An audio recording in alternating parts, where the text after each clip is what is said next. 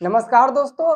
Bihar board के 8वीं class के जितने भी स्टूडेंट पढ़ाई करके 8वीं के टीसी लेकर सरकारी स्कूल में अभी अभी फिलहाल एडमिशन कराए हैं, उन लोगों का जो फाइनल एग्जाम है वो 2027 में होने वाला है। लेकिन दोस्तों इसी महीने आप लोगों के लिए डेट जारी किया गया है कि आपका रजिस्ट्रेशन इसी महीने 5 अगस्त से लेकर 19 अगस्त के बीच में होने वाला है। लेकिन दोस्तों इसमें क्या-क्या कंडीशन है, जैसे कि अगर आपका उम्र कम है तो क्या इस फॉर्म को भर सकते हैं कि नहीं भर सकते हैं? कितना उम्र तक के विद्यार्थी रजिस्ट्रेशन फॉर्म को भर सकता है और एग्जाम दे सकता है 2027 में, और कौन-कौन नहीं दे सकते हैं? और कितना रुपया लगेगा रजिस्ट्रेशन फी? एससी और एसटी कास्ट के लिए 350, ओबीसी जनरल के 450 रुपए लगता है। पूरा डिटेल में हम आपको जानकारी बताते हैं।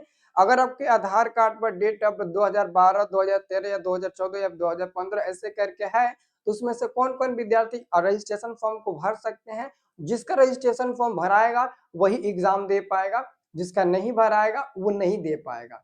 अगर आपका आयु कम है, उम्र कम है आधार कार्ड के हिसाब से, तो रजिस्ट्रेशन फॉर्म भरेंगे तो रिजेक्ट हो जाएगा। तो आइए हम डिटेल में समझते हैं कि आखिर में क्या मसला है, क्या नहीं है। और रजिस्ट्रेशन फॉर्म भी हम आप लोगों को भर कर बताएंगे, जो कि आज शाम को आपको वीडियो मिल जाएगा कि रजिस्ट्रेशन फॉर्म कैसे भरेंगे, क्योंकि इस नोटिस में ये भी बताया गया है कि रजिस्ट्रेशन फॉर्म को बारीकी से विद्यार्थी को भरना है, गलत नहीं होना चाहिए। ठीक है ना। ध्यान से देखिएगा दोस्तों, कक्षा 9वीं के विद्यार्थियों का 19 अगस्त तक होगा पंजीयन यानी कि रजिस्ट्रेशन। अब ध्यान से देखिए यहाँ पर क्या क्या लिखा गया, हम आपको पढ़कर बता देते हैं। दोस्तों यहाँ पर लिखा गया है ना, बिहार विद्यालय परीक्षा समिति ने कक्षा 9वीं में पढ़ रहे विद्यार्थियों के लिए रजिस्ट्रेशन की तिथि जारी कर दी है।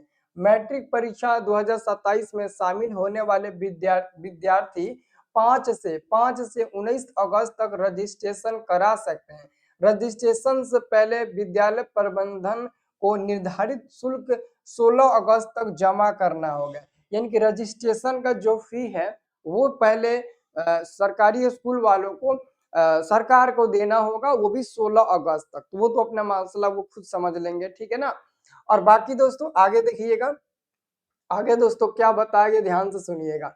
आगे बताया गया है जिन विद्यार्थियों का शुल्क जमा होगा उनका ऑनलाइन रजिस्ट्रेशन 19 अगस्त तक किया जाएगा। जो मतलब कि रजिस्ट्रेशन के लिए पैसा देगा वही दोस्तों उसी का फॉर्म मतलब ना ऑनलाइन अप्लाई हो पाएगा, मतलब कि वही रजिस्ट्रेशन फॉर्म को भर पाएगा। जो पैसा देगा उसका होगा, जो नहीं देगा उसका नहीं होगा।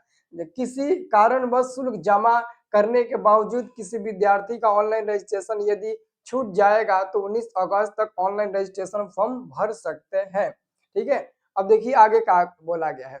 आगे ये भी बोला गया है कि परीक्षा समिति ने कहा है कि रजिस्ट्रेशन फॉर्म भरने के दौरान अंकित विवरणी के अनुसार ही परीक्षा फॉर्म भरा जाना है। इसलिए फॉर्म भरने में सतर्कता बरती जाए। मतलब कि जब भी फॉर्म भरिएगा तो आपको सतर्कता बरती सतर्कता बनाए रखना है। ठीक है ना। मतलब कि एक भी गलती नहीं करना है, सतर्कता पूर्वक आपको रजिस्ट्रेशन फॉर्म को भरना है, कहीं भी गलती नहीं करना है, नहीं तो बहुत दिक्कत होगा आपको आगे चलकर। मैं बता दूंगा फॉर्म कैसे भरना है। चैनल को सब्सक्राइब आप लोग कर लीजिएगा, वीडियो मिल जाएगा। रजिस्ट्रेशन के कॉलम 16 में अभ्यर्थी का आधार नंबर अंकित किया जाएगा। यदि अभ्यर्थी के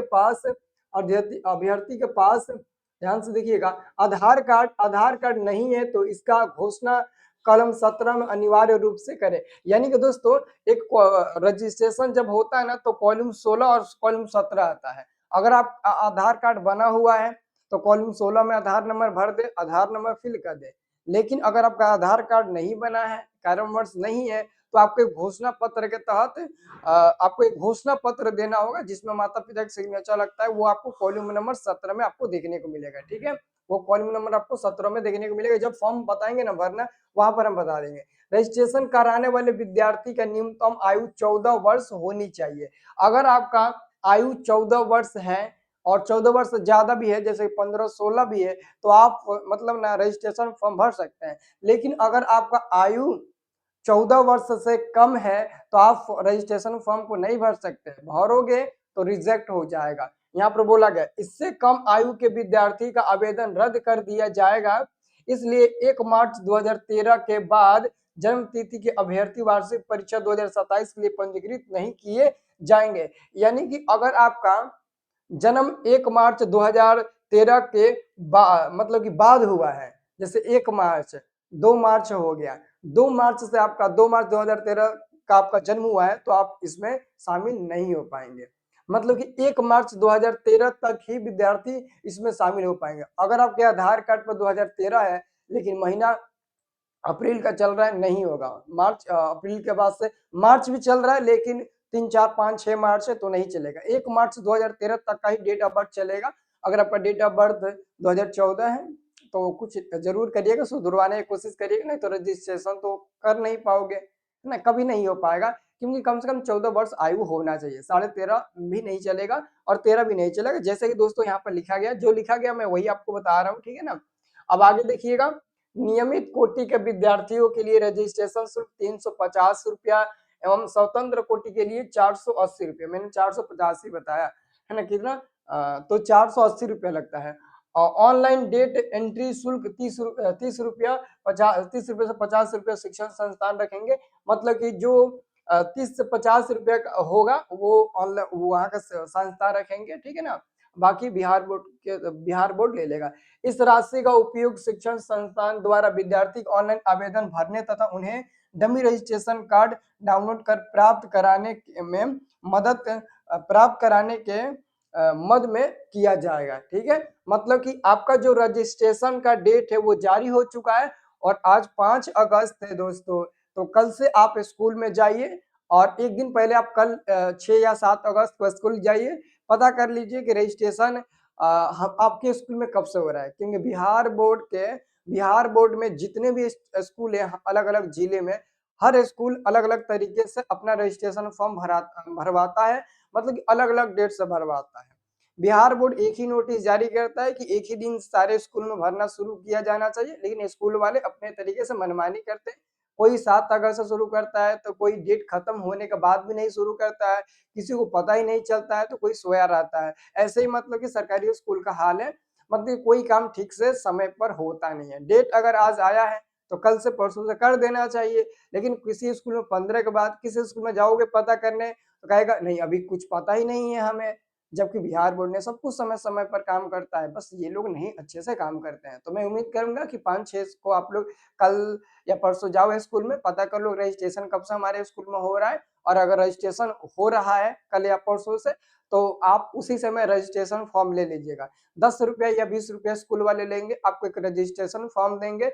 रजिस्ट्रेशन फॉर्म देंगे तो आप लोग लेकर आइएगा और हमारे व्हाट्सएप पर रजिस्ट्रेशन फॉर्म का फोटो जरूर भेजिएगा इंस्टेंट क्वालिटी में। मैं देखूंगा किस टाइप का आपका फॉर्म मिल रहा है। पूरे बिहार में रजिस्ट्रेशन फॉर्म एक ही टाइप का मिलता है, अलग अलग टाइप का नहीं मिलता है, ठीक है ना। क्योंकि ये रजिस्ट्रेशन फॉर्म है, एडमिशन फॉर्म नहीं है कि अलग अलग स्कूल का अलग अलग आपका एडमिशन फॉर्म मिलेगा, नहीं, रजिस्ट्रेशन फॉर्म सबका सेम होता है, ठीक है ना।